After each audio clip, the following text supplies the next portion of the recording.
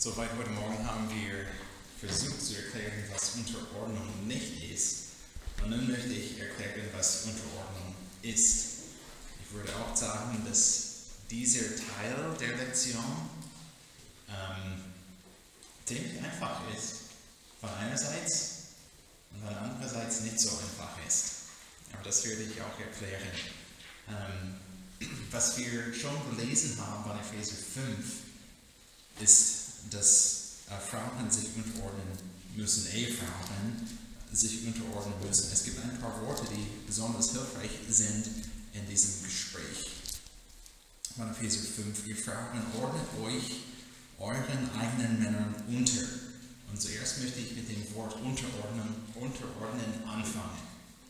Und wenn wir das Wort anschauen im Kontext vom Neuen Testament und auch im griechischen Kontext, dann sehen wir, nach Gottes Plan funktioniert die Ehe nach dieser Ordnung.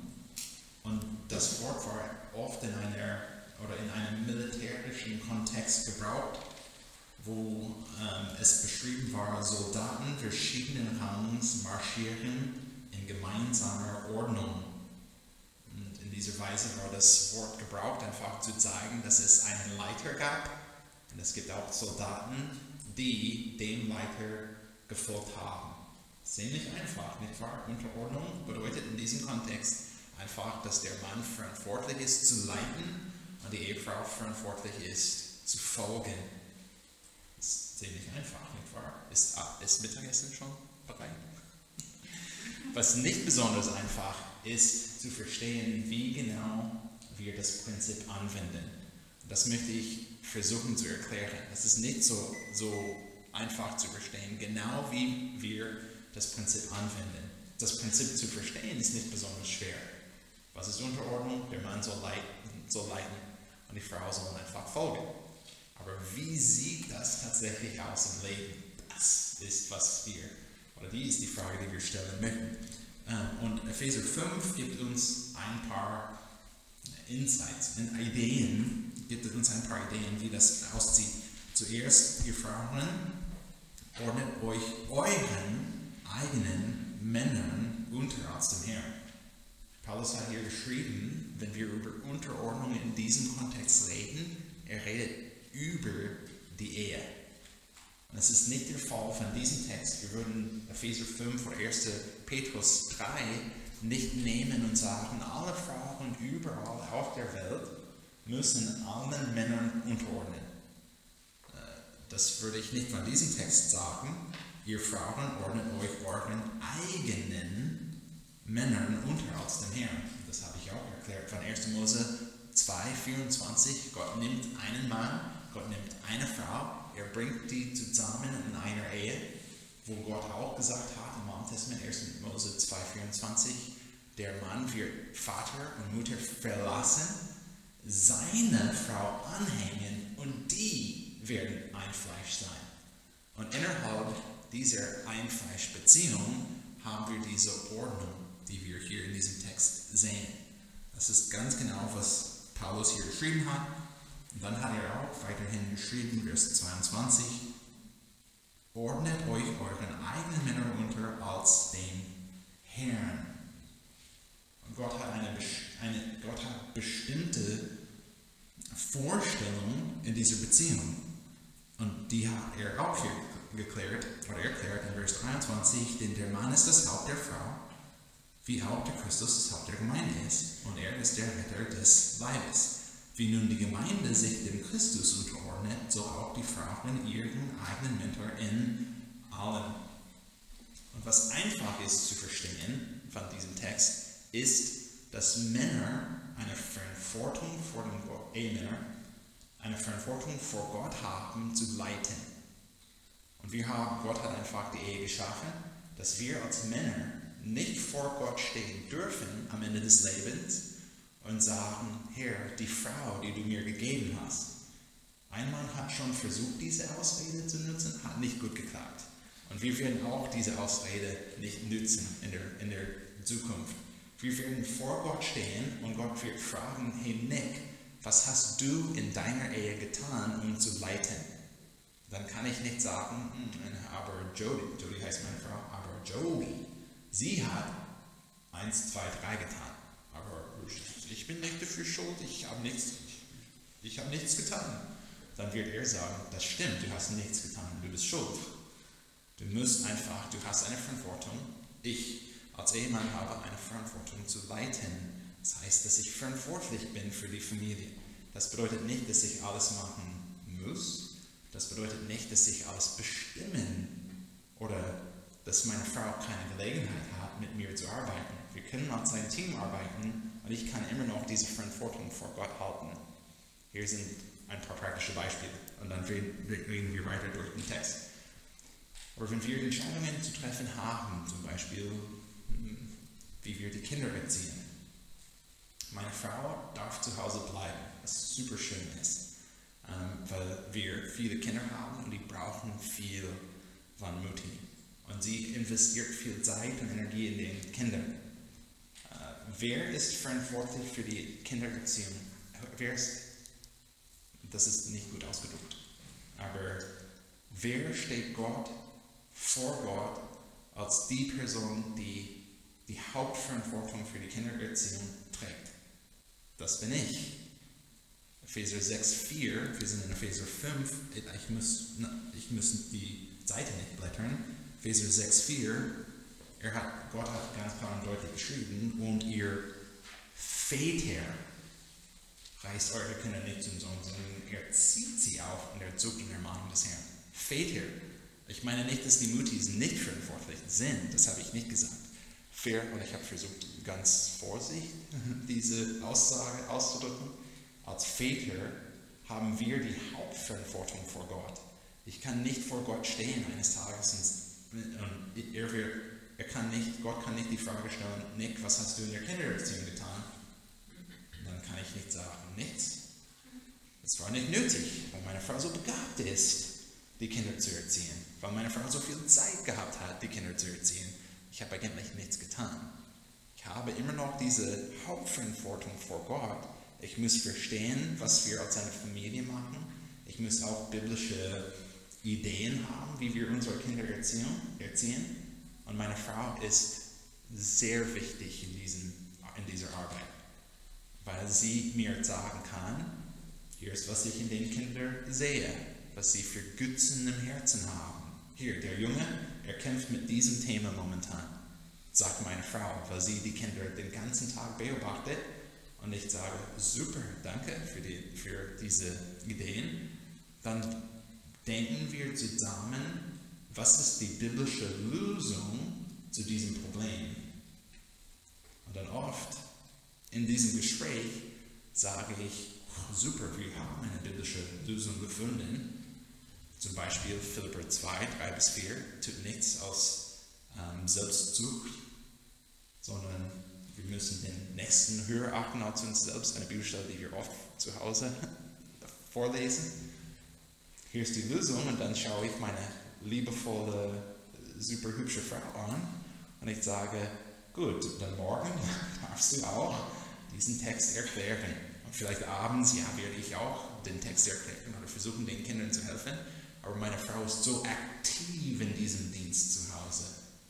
Und auch mit Frauen außerhalb oder zu Hause, mit Frauen in der Gemeinde. Sie hat auch viel zu tun, aber auch das Beispiel von den Kindern momentan.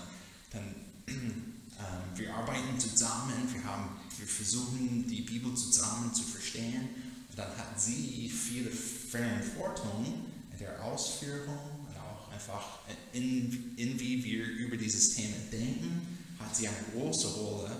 Aber wenn wir vor Gott stehen, ich kann nicht einfach mich irgendwo verstecken und sagen, sprich mal mit Jody. Ich muss einfach vor Gott stehen und sagen, ich bin das Haupt dieser Familie. Und ich sehe, was wir getan haben und ich bin verantwortlich für was wir getan haben. Das ist meine Verantwortung. Meine Frau hat diese Verantwortung, die ich gerade eben genannt habe. Sie redet mit mir, sie arbeitet, wir denken, wir lesen die Bibel zusammen, wir versuchen biblische Weisheit zu haben. Und sie hat eine Verantwortung, aber auch in den Sachen mir zu folgen. Und sie gibt mir auch diese Gelegenheit zu leiten, indem sie bereit ist, mir zu folgen. Die sind die Prinzipien, die ziemlich allgemein sind. Dann können wir auch spezifischer sein. Paulus hat hier geschrieben, Vers 24, wie nun die Gemeinde sich dem Christus unterordnet, so auch die Frauen ihren eigenen Männern in allem. Ja, ich finde das Beispiel gut und hilfreich, weil wenn wir über die praktischen Sachen des Lebens reden, wenn es um Unterordnung geht, dann haben wir viele Fragen. Es ist eine Sache, einfach hier vorne zu stehen und sagen, die Männer haben diese Verantwortung vor Gott zu leiten, die Frauen haben eine Verantwortung, sich zu unterordnen. Super, gute Prinzipien, aber dann haben wir viele Fragen, nicht wahr, wie das tatsächlich aussieht. Und hier ist, wo ich erklären möchte, dass ich überzeugt bin, dass Gott uns Prinzipien gibt in der Bibel, damit wir in Weisheit die Prinzipien anwenden. Aber die Prinzipien sind nicht immer ein Gesetz für uns, das bestimmt jede Entscheidung des Lebens. Hier ist ein Beispiel. Wie viele Gebote haben wir im Alten Testament? Nicht allgemein, sondern diese großen Gebote, die wir haben. 10 im Alten Testament. Am Mittwoch diese Woche habe ich versucht herauszufinden, wie viele Gesetze es in Amerika gibt momentan, weil wir eine andere Nebenfrage gehabt haben. Ich habe nur gegoogelt. Wisst ihr, dass es unmöglich ist, zu zählen, wie viele Gesetze es tatsächlich gibt in Amerika? Es ist unmöglich momentan. Die schätzen, dass wir 17.000 Seiten haben im Gesetzbücher, in den Büchern momentan haben, aber niemand weiß genau, wie viele Gesetze wir haben. 10 Gebote, die wir auch, oder die sie dort in Amerika versuchen anzuwenden, mit 17.000 Seiten. Wie viele Seiten hat Gott uns gegeben in der Bibel? Das ist auch schwer zu sagen, weil wir verschiedene Übersetzungen haben und so weiter. Aber in meiner Bibel, wenn ich durch Offenbarung 22 lese, 1322 Seiten hier in dieser Bibel. Das ist schon viel. Hat Gott uns gesagt, durch 1322 Seiten hat Gott uns gesagt, hier ist, wie du jede Entscheidung treffen musst. Hat er dir gesagt, hier ist, was du essen musst heute. Heute ist Samstag. Dann darfst du zum Frühstück 1, 2, 3 essen, zum Mittagessen A, B, C und für Abendbrot Steak. Fleisch natürlich, werden wir etwas Großes grillen. Hat Gott tatsächlich das gesagt? Nein. Aber wir haben schon 1322 Seiten. Hat Gott auch gesagt, in der Gemeinde, und ich verstehe, einiges ist theoretisch momentan, aber wenn wir zur Praxis kommen, ich finde die Theorie so hilfreich. Gott möchte in der Gemeinde, dass wir Ältesten haben. Ich bin überzeugt, dass die Gemeinde Leiter haben müssen und wir nennen die Ältesten. Ich verstehe auch nicht, jede Gemeinde sieht die Sache genau wie wir, aber die Gemeinde muss Leiter haben in einer Weise. Die leiten, haben auch 1322 Seiten in der Bibel. Aber hat Gott hier in diesem Text, in der Bibel, bestimmt oder gesagt, wie jedes Ältesten- oder Leitertreffen aussehen muss? Sollen wir am Anfang beten, am Ende beten? Sollen wir für 5 Minuten beten oder 50 Minuten beten? Hat Gott gesagt, ob wir eine Bibelstelle vorlesen oder eine Bibelstelle studieren sollen? Gott möchte, dass wir Dienste in der Gemeinde haben, wenn ich Epheser 4 gut verstehe. Gott möchte, dass die Leiter in der Gemeinde, die Mitglieder der Gemeinde zurüsten für die Dienste in der Gemeinde. Welche Dienste sollen wir haben? Begrüßungsdienst, Musikdienst, Kinderdienst, Kinderarbeit, wo wir mit Kindern arbeiten. Ich verstehe. Aber ich denke auch auf Deutsch ist es schwer. Wir sagen Children's Ministry, aber Kinderdienst klingt nicht so gut, Kinderarbeit klingt schlechter. Wir arbeiten mit Kindern in der Gemeinde, mit Frauen in der Gemeinde, mit Männern in der Gemeinde, mit erledigen mit Ehepartnern. Es gibt so viele Dienste, die wir haben können, aber in 1322 Seiten hat Gott uns gesagt, genau welche Dienste wir in der Gemeinde haben müssen. Nicht ausführlich. Natürlich müssen wir predigen in der Gemeinde, wir singen zusammen, es gibt biblische Prinzipien. Wir haben viele biblische Prinzipien, 1322 Seiten von biblischen Prinzipien, die wir versuchen anzuwenden.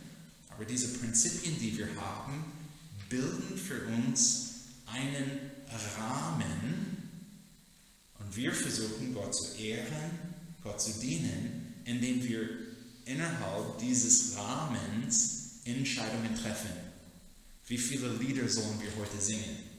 1322 Seiten, Gott hat nicht gesagt. Wir dürfen einfach entscheiden. Sollen wir mit Gitarre spielen oder mit Piano spielen oder Klavier spielen?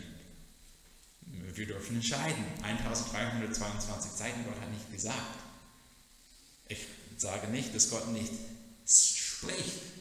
Wir haben 1322 Seiten, so viel von Gott zu hören, aber er gibt uns durch die Bibel Prinzipien, die wir brauchen, um Entscheidungen zu treffen. Ergibt das Sinn? Seid ihr auch meiner Meinung? Okay, gut. Ich gehe davon aus, dass ihr alle Ja gesagt habt.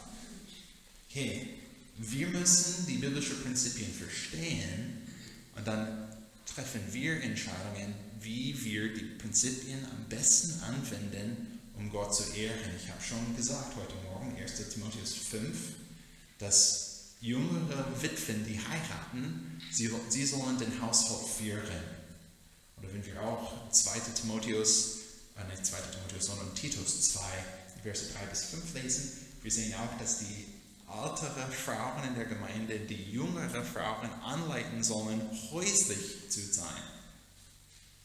Wir haben diese Prinzipien, wir müssen die als Wahrheit, feste Wahrheit stehen, aber ihr müsst entscheiden zu Hause, auch zu diesem Thema Unterordnung, wie wenden wir diese Prinzipien am besten an.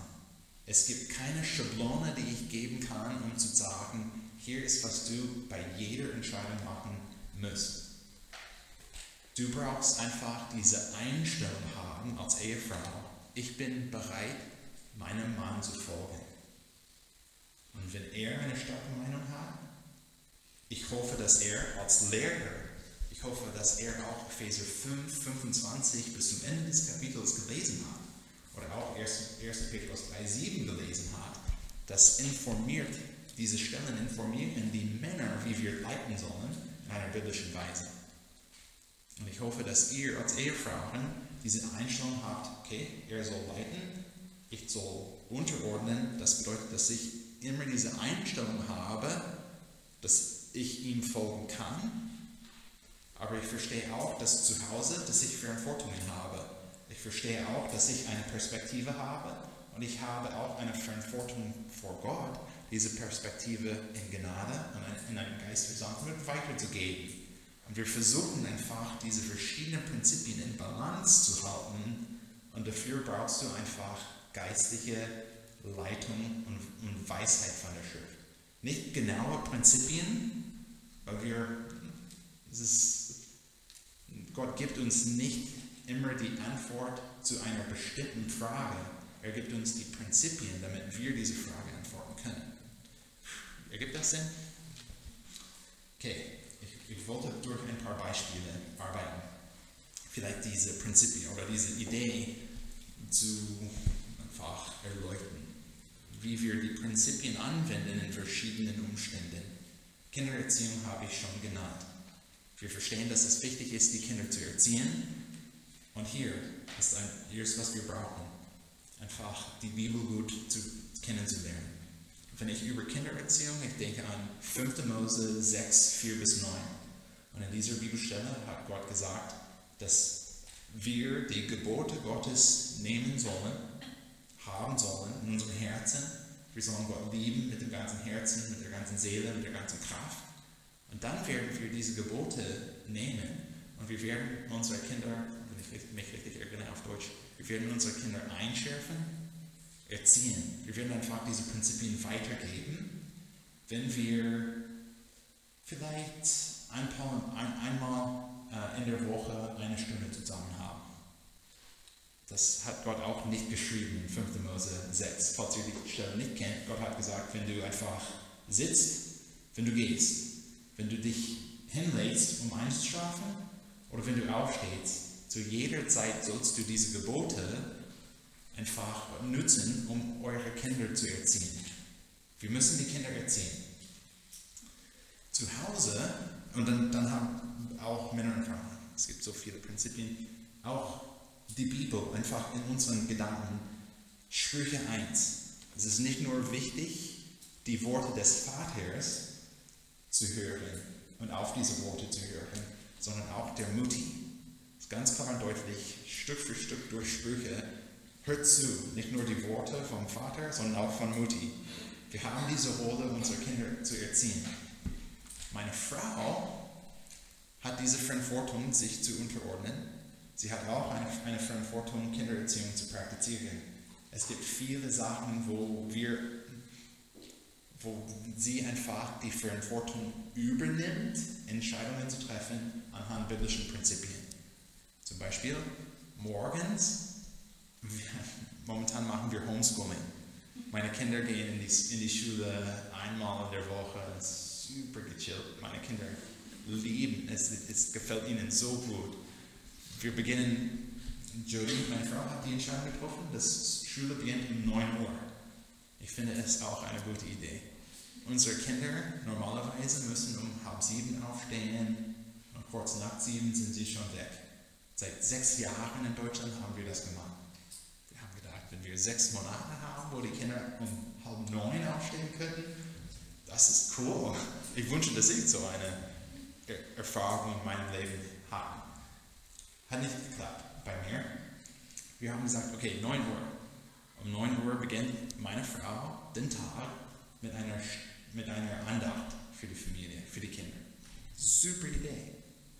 Sie muss aber nicht, sie hat diese Verantwortung, eine Andacht, oder sie hat diese Verantwortung übernommen, eine Andacht vorzubereiten. Dann stellen meine Kinder Fragen und Jody antwortet die Fragen. Und ich bin bei der Arbeit, entweder bei der Ecksteingemeinde oder beim EBTC, und ich bin am Rechner, ich schreibe, ich lese, ich denke, was soll ich sagen zu diesem Seminar, ich schreibe auf. Und sie trifft ständig Entscheidungen. Der Junge, der auf dem Sofa sitzt nicht mehr, er hüpft auf dem Sofa. Meine Frau springt ein und sie lehrt das Kind, wie wir einfach eine Familienandacht machen.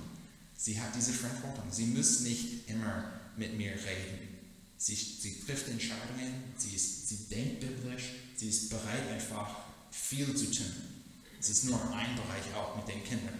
Meine Frau trifft sich mit anderen Frauen in der Gemeinde, junge Frauen.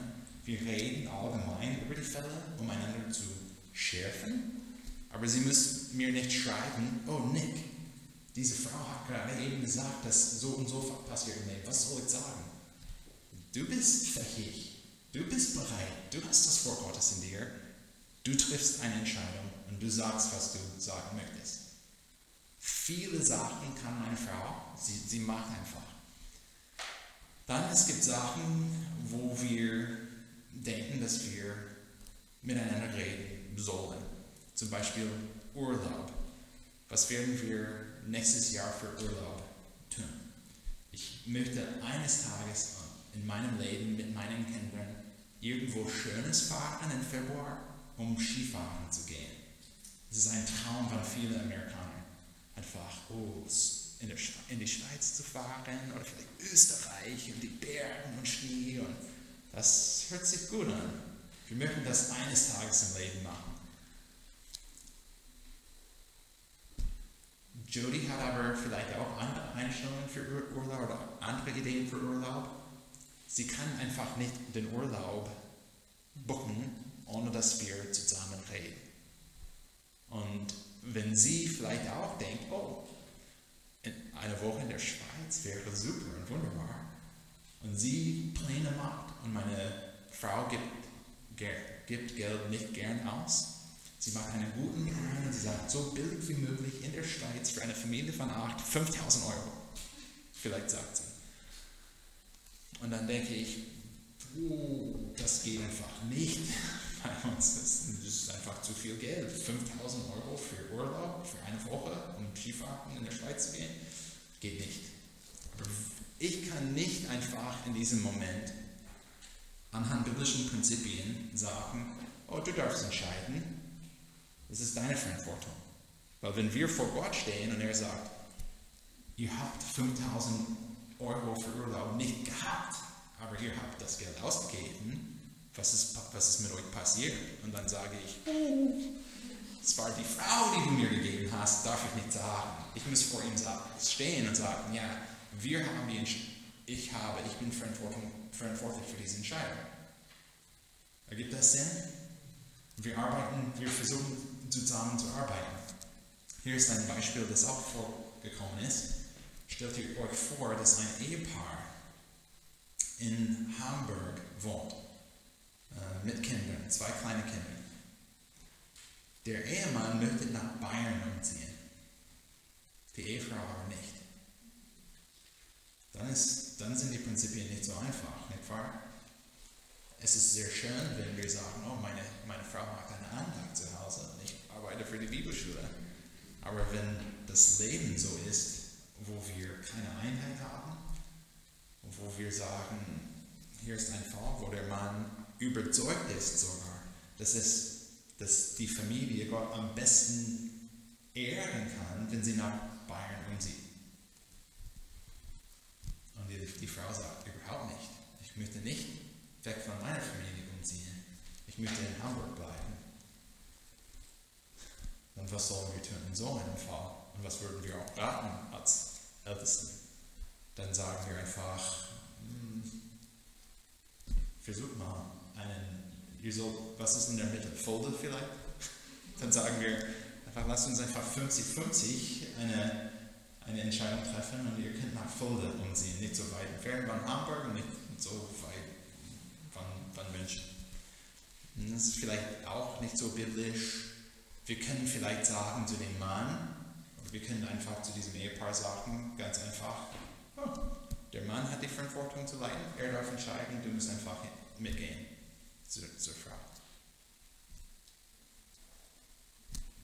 Können wir sagen, aber dann widerspiegeln wir tatsächlich die anderen biblischen Prinzipien, die wir heute gesehen haben und auch hier im Kontext von Epheser 5 haben, weil wir in Epheser 5 haben, ab Vers 25, ihr Männer, liebt eure Frauen gleich wie auch der Christus die Gemeinde geliebt hat und sich selbst für sie hingegeben hat, damit er sie heilige, nachdem er sie gereinigt hat durch das Wasserbad im Wort, damit er sie sich selbst darstelle und seine Gemeinde, die herrlich sei, so dass sie weder Flecken noch Unzucht noch etwas Ähnliches habe, sondern dass sie heilig und tadellos sei. Ebenso sind die Männer verpflichtet, ihre eigenen Frauen zu lieben, wie ihre eigenen Leiber. Wer seine Frau liebt, er liebt sich selbst, denn niemand hat je sein eigenes Fleisch gehasst, sondern er nährt und pflegt es gleich wie der Herr die Gemeinde. Denn wir sind Glieder seines Leibes, von seinem Fleisch und von seinem Gebein. Deshalb wird ein Mann seinen Vater und seine Mutter verlassen und seine Frau anhängen und die 2 werden ein Fleisch sein. Dieses Geheimnis ist groß. Ich aber deute es auf Christus und auf die Gemeinde. Doch auch ihr, jeder von euch, liebe seine Frau so wie sich selbst, die Frau aber erweise dem Mann Ehrfurcht. Solche Entscheidungen, wo es keine Einheit in der Ehe gibt, sind schwerer. Es ist so schön, wenn alles klappt und alles läuft, aber wenn es schwer ist, dann stellen wir uns die schweren Fragen und wir überlegen, was sollen wir tatsächlich tun.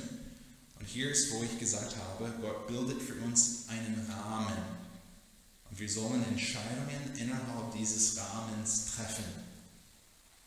Und zu diesem Fall, wenn eine Frau sagt, oder die Frau in diesem Ehe sagt, ich möchte nicht nach Bayern umziehen, dann wir haben aber bei diesem Rahmen so eine Grenze, wo Gott gesagt hat, du musst dich unterordnen. Und wenn es zu dem Punkt kommt, wo der Ehemann sagt, Es gibt keine andere Entscheidung in dieser Familie. Wir werden nach Bayern umziehen. Dann kommt diese Frau, zu dieser Grenze, wo vielleicht sie sagen muss, um Gott zu ehren, dann sehen wir um, weil wir diese Grenze haben.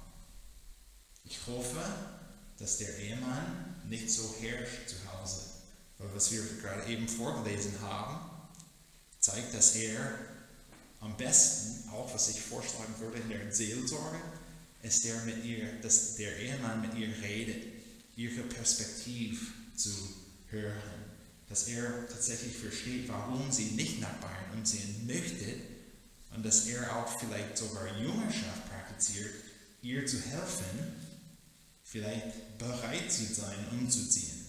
Hier ist vielleicht ein größeres Bild. Es kann sein, dass die Frau in diesem Beispiel, in diesem Fall, sagt, ich möchte nicht nach Bayern umziehen, weil mein erster Wunsch ist, neben meinen Eltern zu wohnen. Ist es Sünde, den Wunsch zu haben, neben den Eltern zu wohnen? Nein, ist nicht. Es ist nicht Sünde, diesen Wunsch zu haben. Ist es vielleicht Sünde, wenn dieser Wunsch der erste Wunsch des Lebens ist? Ja, wenn wir bereit sind zu sündigen, um diesen Wunsch zu erfüllen, dann ist dieser Wunsch jetzt zum Güte gemacht und wir beten den Wunsch an, mehr als Gott. Wir lieben diesen Wunsch mehr als wir Gott lieben und das ist nicht richtig. Dann in diesem Fall würde ich vorschlagen, dass der Mann versucht, Jüngerschaft mit ihr zu praktizieren, um ihr zu helfen, zu verstehen, dass wir alle Wünsche haben, aber wir halten unsere Wünsche nicht fest. Wir sind bereit, wenn es um Vorleben und Wünsche geht, wir sind bereit einfach, die loszulassen, weil wir Gott festhalten. Und die Beziehung, die wir mit ihm haben, ist am wichtigsten. Der Fall kann in diese Richtung gehen. Das würde ich auch vorschlagen und wünschen. Ich würde auch denken, weil wir auch als Männer diese Prinzipien, wir haben einen Rahmen und wir versuchen Entscheidungen zu treffen, wie wir am besten diese Prinzipien anwenden. Ich würde auch sagen, wenn der Mann in diesem Fall sagt, ja, wir müssen nach Bayern umziehen, weil wir am besten Gott verherrlichen können, wenn wir nach Bayern umziehen, dann würde ich ihm helfen zu sehen, dass er das nicht beweisen kann. Wo in der Bibel, 1322 Seiten, hat Gott gesagt, dass diese Familie nach Bayern umziehen muss? Gott hat das nicht gesagt. Gott kann auch, oder diese Familie kann Gott anbeten und Gott ehren in Hamburg oder in Bayern, weil Gott anzubeten ist nicht vom Ort abhängig. Gibt das Sinn? Das ist ein biblisches Prinzip. Und er kann nicht einfach sagen, Gott hat mir gesagt, weil Gott hat eigentlich nicht gesagt. Er muss auch erkennen, dass dieser Wunsch, nach Bayern umzuziehen, einfach ein Wunsch ist. Und wir müssen ihn fragen, auch, bist du bereit, deinen Wunsch an der ersten Stelle zu setzen und nicht Gott und dann deine Frau? Die sind die Entscheidungen, oder die Prinzipien, die wir haben in der Bibel, um Entscheidungen zu treffen. Wir haben einen Rahmen. Es kann sein, dass ein Mann, der die anderen biblischen Prinzipien nicht anwendet, sagt, so läuft es bei uns zu Hause. Wir werden umziehen, wir werden das Auto kaufen, wir werden das Haus kaufen, wir werden diese Veranstaltung versuchen, wir werden. Dann haben wir diese Grenze zu diesem Rahmen, wo es Gott ehrt, wenn ihr als Ehefrau sagt, er hat gesagt, Gott möchte, dass ich diese Einstellung habe, mich zu unterordnen, ich bin bereit, ihm zu folgen. Und dass ihr versucht auch das zu tun. Wie ich früher gesagt habe, das bedeutet nicht, dass du nichts dagegen sagen darfst. In einer Ehe darfst du auch sagen, Schatz, du hast gesagt, dass wir das Auto kaufen sollen, ein Lamborghini. Aber du weißt auch, Schatzi, dass wir 3 Kinder haben und dass wir erwarten. Wie werden wir eine Familie von 6 in einem Lamborghini passen? Könntest du mir helfen zu verstehen, wie wir zur Gemeinde fahren werden? Und er sagt, kein Problem, Schatzi, ich mache 3 Runden. Ich fahre zur Gemeinde und zur Gemeinde zurück. Ihr habt die Gelegenheit, innerhalb dieses Rahmens mit dem Ehemann zu reden, deine Perspektive zu geben, einfach gute, kritische Fragen zu stellen, einfach die Gnade Gottes weiterzugeben, das Evangelium weiterzugeben. Ihr habt die Gelegenheit zu dienen, ihr habt die Gelegenheit, so viel zu tun, aber es gibt eine Grenze bei diesem Rahmen, wenn es zu dem Punkt kommt, wo er sagt, nein, es muss so sein. Dann ist er Gott, wenn ihr sagt, okay, so muss es sein. Dann kommt die Frage aber oft, was denn, wenn der Ehemann sagt, dass ich sündigen muss? Dann hier haben wir auch ein paar Prinzipien, die wir nehmen und in Balance halten sollen. Zuerst haben wir von Apostelgeschichte 4 und 5 das Prinzip, dass wir Gott zuerst gehorchen. Kennt ihr diese Geschichte in Apostelgeschichte 4 und 5?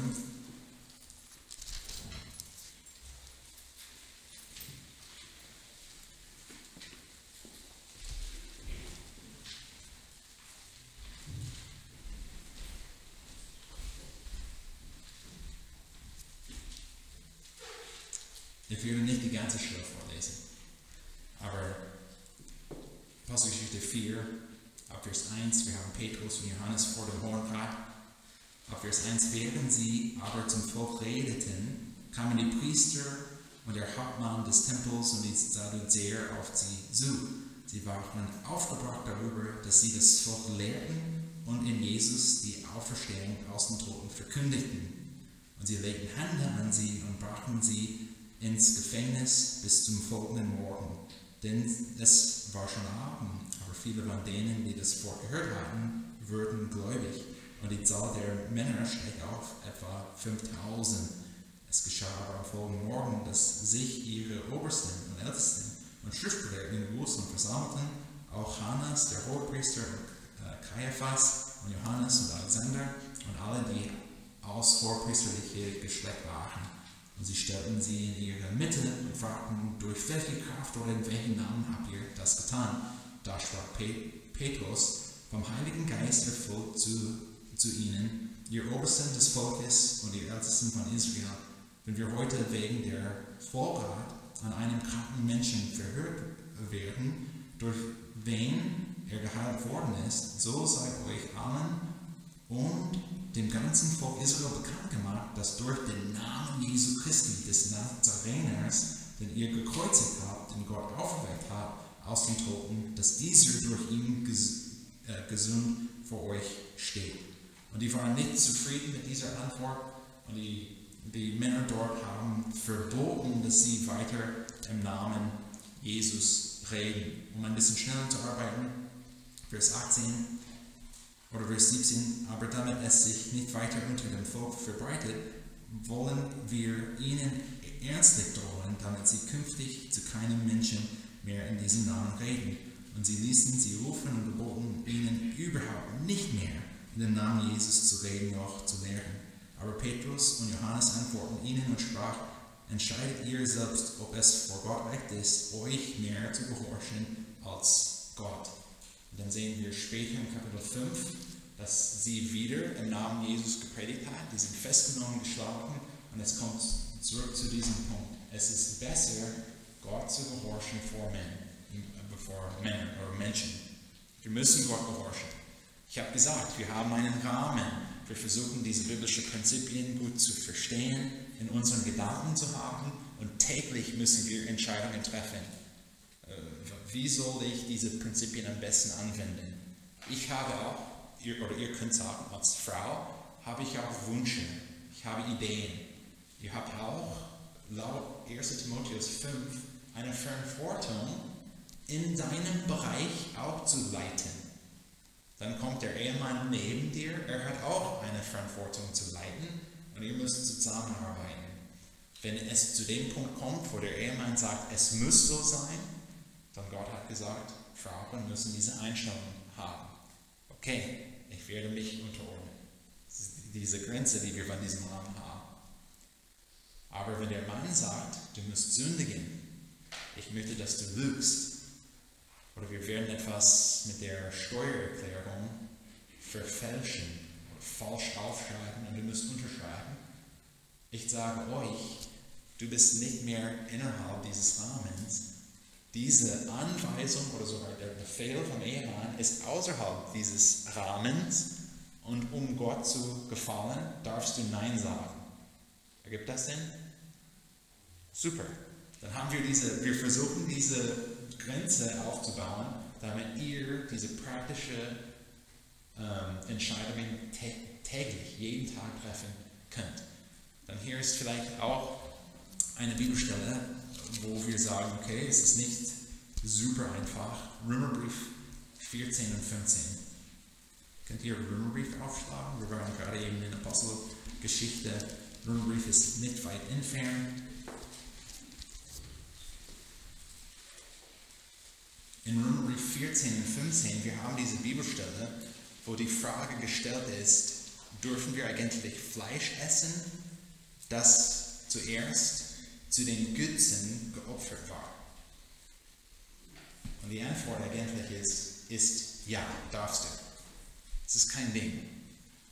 Es gibt kein Gesetz im Neuen Testament, wo wir als Gläubigen sagen müssen, wir werden kein Fleisch essen.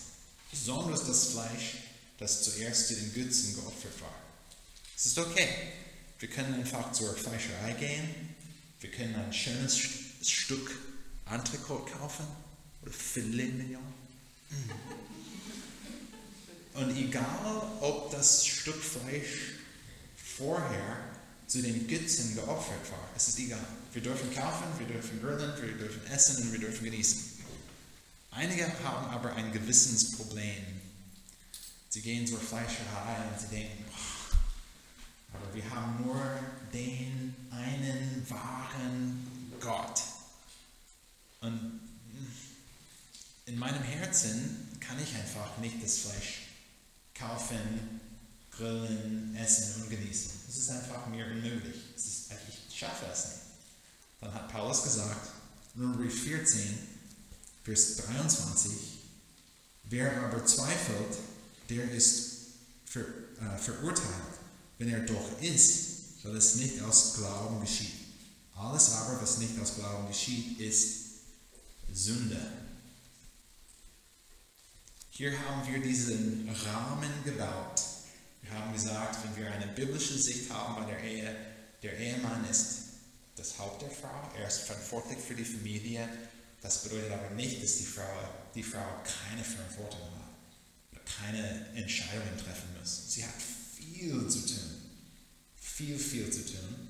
Er hat auch viel zu tun. Wenn sie zusammenkommen, dann hat der Ehemann eine Verantwortung vor Gott, einfach die Familie zu leiten. Und wenn es zu dem Punkt kommt, wo der Mann sagt, es muss so sein, dann hat die Frau eine Verantwortung vor Gott, Ja zu sagen oder Okay zu sagen und ihm zu folgen. Aber wenn der Ehemann sagt, ich möchte, dass du sündigst, dann sind wir außerhalb dieses Rahmens und du darfst nicht sündigen. Aber es gibt einige Sachen, die klar und deutlich sind. Ich habe schon Lüge gesagt, auch wenn der Ehemann oder vielleicht für die ungläubige Ehemänner haben, wenn er sagt, hey, lass uns zum Club gehen und wir werden einfach die ganze Nacht tanzen und trinken und besoffen sein. Und sie sagt, nein, das mache ich nicht. Das ist klar und deutlich. Wir haben diese Linien. Aber dann im Leben, was auch die Sache kompliziert, ist, dass wir Sachen haben, wo es um Gewissen geht. Nicht um feste Gesetze in der Schrift. Hier ist auch vielleicht ein Beispiel. Hier in diesem Kreis müssen die Kinder in die Kita gehen oder dürfen sie zu Hause bleiben? Wie man will. Und auch in Berlin, oder wir wohnen tatsächlich in Brandenburg, unsere Kinder müssten nicht in die Kita gehen. Alle Kinder haben in der Schule angefangen mit der 1. Klasse, bei der Einschulung. Und wir waren ein bisschen komisch in der Nachbarschaft, weil unsere großen Kinder mit 5 Jahren alt waren immer noch zu Hause. Es kann sein, dass der Mann in einer Ehe sagt, das Kind ist schon 5 Jahre alt, das Kind muss in die Kita gehen. Es kann auch sein, dass die Frau sagt, aber ich habe ein Gewissensproblem mit der Kita. Ich habe gehört, was die lehren momentan in der Kita, was die Kinder machen müssen. Und ich möchte nicht, wenn wir die Gelegenheit haben, dass das Kind zu Hause bleiben darf, ich möchte nicht, dass das Kind in die Kita geht. Dann haben wir eine Sache, wo ich gerade eben gesagt habe, wir haben einen Rahmen. Wenn es um Sünde geht, dann müsst ihr nicht sündigen. Ihr dürft Nein sagen, weil wir Gott gehorchen zuerst und nicht Menschen. Aber ein Kind in die Kita zu schicken, ist die Sache tatsächlich Sünde? Ist es sündig, ein Kind mit 5 Jahren alt in die Kita zu schicken? Nicht unbedingt.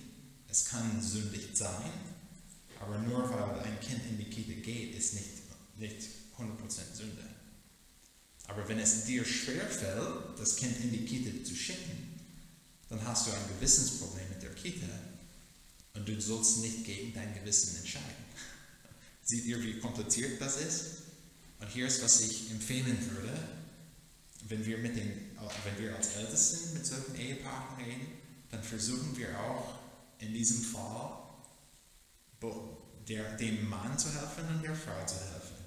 Und wir möchten dem Mann helfen, zu sehen, wenn es um eine Gewissenssache geht, dass er die Einstellung haben kann, wie wir von Jesus hier sehen auch, sich auch hinzugeben für seine Frau. Wir möchten ihm helfen, eine Einstellung in seinem Herzen zu haben, dass er bereit ist, einfach sogar zu sterben, um ihr zu dienen und ihr zu helfen. Aber wir möchten auch mit der Frau arbeiten und reden und ihr helfen zu verstehen, dass wenn es um Gewissen geht, dann kann sie auch ihr Gewissen lehren und die Freiheit haben, die Gott uns tatsächlich gibt, wenn es um Gewissen geht. Und wir versuchen diese 2 Einstellungen zu schaffen, damit das Ehepaar zusammenkommen kann, um eine gute Entscheidung zu treffen, wo sie einfach diese Einheit zu Hause haben. Es gibt aber keine eine Antwort in diesem Beispiel. Ich kann nicht einfach in der Seelsorge sagen, das Kind geht in die Kita oder das Kind geht nicht in die Kita, weil ich in 1322 Seiten keine Bibelstelle habe, die so klar und deutlich sagt. Wir haben Prinzipien und wir versuchen diese Prinzipien anzuwenden. Klar und deutlich haben wir gesehen, dass Ehefrauen sich unterordnen müssen. Das bedeutet nicht, dass wir alle Gedanken wegnehmen. Das bedeutet nicht, dass wir alle Wünsche, Vorlieben wegnehmen und sagen, ihr habt keinen Wert. Ich habe versucht, heute Morgen zu sagen, ihr habt viel Wert, ihr habt große Verantwortungen und ihr müsst täglich Entscheidungen treffen, um Gott zu ehren. In der Ehe, der Mann trägt die Hauptverantwortung für die Familie. Und wenn er sagt, so muss es sein, dann soll es auch sein. Wir versuchen mit den Männern zu arbeiten, damit sie so Jesus ähnlich sind, dass es einfach ist für Frauen, den Männern zu folgen. Aber wenn es schwer ist, dann haben wir auch gesehen, das ist einfach eine Last, die wir alle tragen. Nicht nur in der Ehe, sondern einfach in unserer Beziehung mit dem Herrn in dieser Welt, wo wir alle uns unterordnen müssen. Dann haben wir diese Prinzipien als Rahmen, wo wir versuchen einfach die besten Entscheidungen zu treffen wie möglich. Und wir sollten auch die Freiheit im Herzen haben, wenn wir eine Entscheidung treffen, einfach diese Entscheidung zum Herrn zu geben, sagen, ich habe versucht, das Beste zu machen. Und nicht alle Entscheidungen im Leben sind super sauber. Und manchmal müssen wir ein bisschen opfern und manchmal dürfen wir ein bisschen nehmen. Und so ist das Leben hier auf dieser Erde. Es wird aber anders in der Zukunft. Wenn wir sterben, dann wird die Ewigkeit ein bisschen anders aussehen, aber wir wohnen nicht dort momentan, wir wohnen hier. Die sind die Prinzipien, die wir anwenden müssen. Wir haben ein paar Minuten, habt ihr Fragen zu diesen Prinzipien und wie wir versuchen, die in Balance zu halten?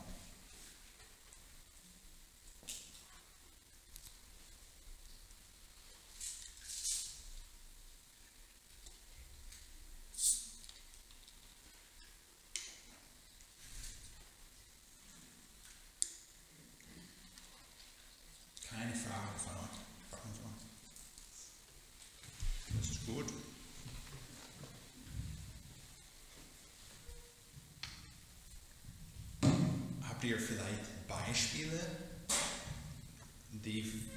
wo ihr denkt, oder wo du denkst, oh, ich frage mich, wie Nick durch dieses Beispiel arbeiten würde. Was würdet ihr sagen? Wo es vielleicht schwer ist zu unterordnen oder eine Einheit zu Hause zu haben? Ich könnte mal was anbringen, und zwar, ich bin mittlerweile verwitwet. Ja, gut, ich bin mittlerweile verwitwet, war verheiratet mit einem Alkoholiker und musste den Mann stehen im Haus, weil er einfach nicht fähig dazu war. Und das war allerdings auch noch nicht fest im Glauben, habe das nie richtig gehandelt, aber was könnte man vielleicht Frauen sagen, die auch in diesem Disput stehen? Ja, das ist eine sehr, sehr gute Frage. Und wir haben auch, es gibt eine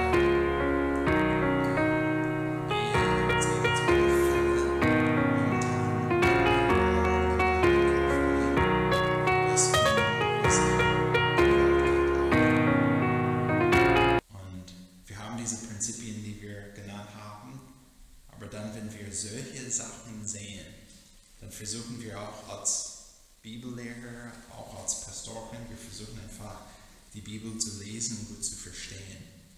Und dann hier ist, was wir momentan, wir haben einige Gedanken, wie wir am besten umgehen können. Zuerst, wir möchten nicht, dass ein Opfer in diesem Ehe als Opfer bleiben muss. Wir sagen nicht in der Seelsorge, wir verstehen die Prinzipien, die wir gerade eben genannt haben, aber wir sagen nicht in der Seelsorge, wenn du zu Hause geschlafen bist, oder wenn es um Gewalt geht, oder auch Vernachlässigung geht, weil einige Männer zu Hause machen nichts für die Ehe. Oder auch ein anderes Beispiel, das vorgekommen ist ein Mann, der seine Frau so unterdrückt, aber nur durch Worte. Diese Frau kann nicht mehr richtig denken. Sie war fähig, sie ist intelligent, aber er hat sie so gestört durch seine Rede. Und wir als Pastoren versuchen zu denken, wie sollen wir auch antworten?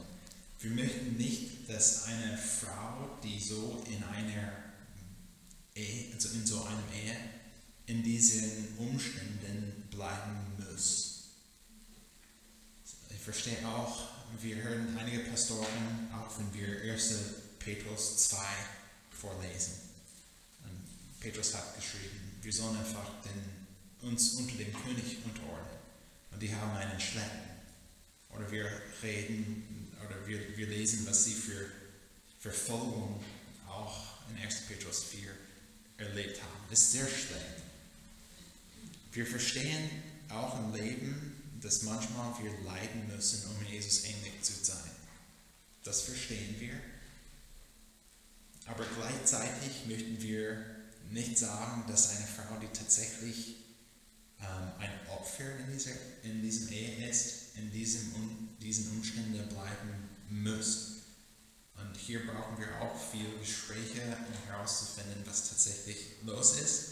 Weil was wir vermeiden möchten, sind Frauen in der Gemeinde. Und ich meine nichts Schlechtes über Frauen, weil Männer sind gleich. Wir sind als Menschen, wo wir vielleicht eine Ausrede haben, und ich rede nicht von deinem Fall, aber für andere, wo wir vielleicht eine kleine Ausrede haben und wir nutzen diese kleine Ausnahme, um weg von einer Ehe zu gehen oder von einer Beziehung zu gehen, wo wir tatsächlich bleiben sollen. Ganz kurz, das sehen wir auch in 5. Mose, Kapitel 24, Vers 1 bis 4. Wir haben ein paar Regeln zur Ehescheidung im Neuen Testament. Und viele, bis zur Zeit Jesu, haben diese Bibelstelle von 5. Mose 24, 1 bis 4 benutzt, um Frauen zu entlassen, obwohl sie keinen guten Grund dafür gehabt haben. Das möchten wir auch vermeiden. Wir möchten nicht sagen, wenn wir bestimmte schwere Fälle haben, dann möchten wir dieser Frau helfen, raus von diesen Umständen zu gehen. Wir möchten nicht, dass eine Frau später oder vielleicht ein Mann später sagt, ja, aber meine Frau redet nicht nett mit mir. Dann stellen wir die Frage, wie? Was ist passiert? Ich war am Fußball schauen und sie hat mir gesagt, dass ich das Fernsehen ausschalten soll. Das ist nicht, was wir meinen. Aber diese tatsächlichen Fälle, wo es sehr schwer ist, dann haben wir und arbeiten wir daran, 1. Korinther 7 gut zu verstehen. Vers 15 können wir lesen. Ich kann eigentlich von ab Vers 12 lesen. Den Übrigen aber sage ich, nicht der Herr, wenn ein Bruder eine ungläubige Frau hat und diese ist einverstanden, bei ihm zu wohnen, so soll er sie nicht entlassen. Und eine Frau, die einen ungläubigen Mann hat, der einverstanden ist, bei ihr zu wohnen, soll ihn nicht verlassen. Denn der ungläubige Mann ist geheiligt durch die Frau und die ungläubige Frau ist geheiligt durch den Mann, sonst wären ja eure Kinder unrein, nun aber sind sie heilig. Wenn sich aber der Ungläubige scheiden will, so scheide er sich. Der Bruder oder die Schwester ist in solchen Fällen nicht gebunden, in Frieden aber hat uns Gott berufen. Und hier in Vers 15 stellen wir uns die Frage, wir verstehen, was Paulus hier geschrieben hat, nicht mit dir wohnen möchte. Kann es sein, dass in einer Ehe ein Mann seine Verantwortung als Ehemann so vernachlässigt, dass wir sagen können, dass er zeigt, dass er tatsächlich nicht mehr mit dieser Frau wohnen möchte. Obwohl er sagen kann, oh, ich möchte mit ihr wohnen. Ich möchte sie ausnutzen, ich möchte sie schlagen, ich möchte, dass sie einfach meine Sklave ist. Ist das biblisch? Und es ist eine schwere Frage, ich glaube. Aber ich neige in diese Richtung, zu sagen, in den schweren Fällen, dann können wir auch sagen, dass dieser Mann tatsächlich mit ihr nicht wohnen möchte. Und dann haben wir biblische Anweisungen, wie wir mit diesen Umständen umgehen. Und ich hoffe, dass es für euch nicht so schwer ist. Wie ich gesagt habe, auch wir versuchen Männer zu ermutigen mit den anderen biblischen Prinzipien, die wir haben, damit Unterordnung etwas Leichtes ist und nicht so schwer ist. Und wenn es schwer ist, dann habt ihr zu jeder Zeit die Gelegenheit, mit den Leitern und Ältesten der Gemeinde zu reden und Rat zu holen und Hilfe zu bekommen. Gut.